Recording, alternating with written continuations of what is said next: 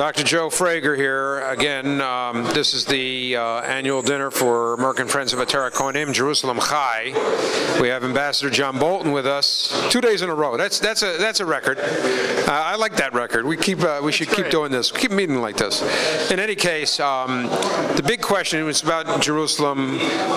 We spoke about the embassy being moved right away and your thoughts on that. But even more to the point, I think, would be the Ateret Cohanim. You've spoken for us before, and how important it is for Jews to be allowed to purchase homes, if they wish, in the old city of Jerusalem, in the so-called Muslim quarter, which we know is the old Jewish quarter, actually. And what are your thoughts on that? Well, I think it's a basic human right, really. As long as you have a willing seller and a willing buyer, the notion that Jews can't buy property in the old city, in Jerusalem, in any of the former British mandate, frankly, is unacceptable. There's no issue here of pushing anybody out. It's a question of what willing participants in the market want to do. And Israel has established one of the most vibrant market economies in the world. Palestinians benefit just as much as Jews do. And I think this is something, when you consider that Jerusalem has been reunited, is never going to be divided again. How is it possible that Jewish citizens of Israel can't buy property in the old city? Right. Well, it's extremely difficult. You've been a supporter of ours for so many years now, and it's to your credit, and you're one of our heroes as a result.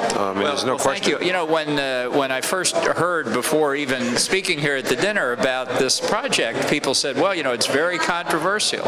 And I never quite grasped why it should be controversial. And the more I've looked at it over as the years have passed, the more I've decided that if you think it's controversial, you need some explaining done to you. So I'm happy to participate in a small way and try and do that. You know, we had Dr. Jean Kirkpatrick of blessed memory with us many years ago.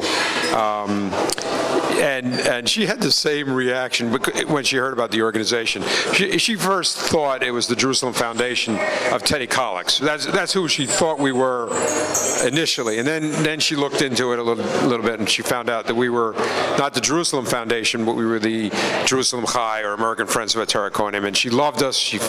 We had a little bomb scare when she spoke. Hopefully we won't have any such things tonight. But she had the same reaction you have. I mean, you took over for her at the United Nations, right? Well, I'm not surprised that the reaction was the same. When I first met her, and she has been a friend and a mentor to me during her lifetime, but when we first met, she said to me, "You and I have the same enemies."